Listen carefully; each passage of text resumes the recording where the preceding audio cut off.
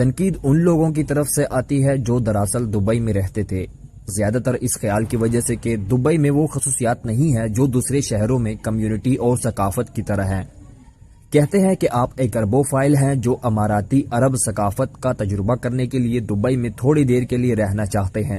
یہ شہر کنکریٹ کے موٹائیوں اور روشنیوں کے برجوں کے نیچے کچھ چھپانے کے لیے ایک زبردست منصوبے کی طرح محسوس ہوتا ہے، لیکن کیا چھپانے کے لیے؟ دبئی میں تقریباً 9.4 ملین تارکین وطن کارکن ہیں، جن میں زیادہ تر ہندوستان، پاکستان، بنگلہ دیش اور مصر سے تعلق رکھتے ہیں۔ انہیں انتہائی کم تنخواہ دی جاتی ہے، جو عام طور پر ہوتا ہے۔ تارکین وطن کارکن کو ان کے آبائی ملک سے پیشکش موصول ہوتی ہے۔ یہ پیشکش زیادہ اجرت کی ہوتی ہے، جسے زیادہ تر کارکنان اپنے خاندان کو واپس بھیجنے کا ارادہ رکھتے ہیں۔ تاہم جب وہ آتے ہیں تو ان سے بہت کم اجرت کے معاہدوں پر دستخط کیے جاتے ہیں، حالانکہ یہ متحدہ عرب امارات کے قانون کے تحت غیر قانونی ہیں۔ اس مسئلے کو نظر انداز کر دیا گیا ہے۔ یہاں کوئی تعجب کی بات نہیں۔ اپنی کم تنخواہ کی وجہ سے وہ کئی سالوں تک ہوائی جہاز کے ٹکٹ گھر جانے کے قابل نہیں ہیں، یہاں تک کہ اگر وہ کرتے بھی ہیں تو بہت سے لوگوں کے پاسپورٹ ان کے امپلائیز نے چھین لیے ہیں۔ چھوڑنا قریب ناممکن ہے۔ تیل سے مالا مال ملک میں کام کرنے والی 99 خواتین کا انٹرویو کیا گیا۔ کچھ خواتین کو دن میں 21 گھنٹے تک کام کرنے پر مجبور کیا گیا تھا، کچھ کو گھر سے باہر نکلنے کی اجازت نہیں تھی اور کچھ کو مناسب خوراک سے محروم کر دیا گیا تھا۔ دوسروں کو مارا پیٹا گیا۔ تقریباً سبھی کے پاسپورٹ چھین لیے گئے تھے۔ انڈونیشیا سے تعلق رکھنے والے ایک کارکن کا کہنا ہے کہ میرے باس نے وہاں رہنے کے 2 ہفتے بعد مجھے مارنا شروع کر دیا۔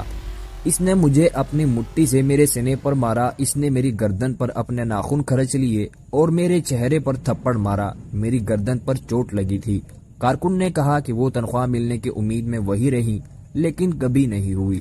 یہ شاید ہی غیر معمولی ہے۔ دبئی کے پاس دولت، وسائل، تیل ہے، حالانکہ یہ ختم ہو رہا ہے، پھر بھی وہ اسے اس طرح کے چمکدار پروجیکٹس بنانے کے لیے استعمال کرنے کا انتخاب کرتے ہیں۔ لیکن کس لیے؟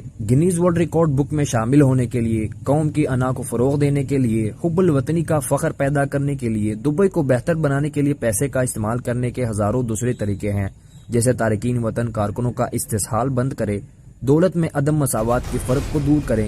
عجیب بات تو یہ ہے کہ سیاحوں نے اطلاع دی ہے کہ کچھ فلک بوس عمارتیں، خوبصورت عمارتیں غیر معمولی طور پر خالی ہیں۔ یہ اس لیے کہ ایکسٹیریئرز پر اتنا پیسہ خرچ ہوتا ہے، اندرونی حصے کے لیے بہت کم رقم رہ جاتی ہے۔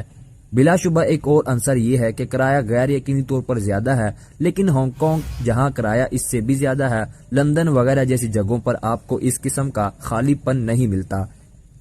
اس لیے دبئی کو جعلی کہا جاتا ہے، کیونکہ 800 میٹر کے نیچے فلک بوس عمارتوں میں مہاجروں، مزدوروں کا استحصال کیا جاتا ہے، جنہوں نے برسوں سے اپنے خاندان کو نہیں دیکھا اور خوفناک حالات میں رہتے ہیں۔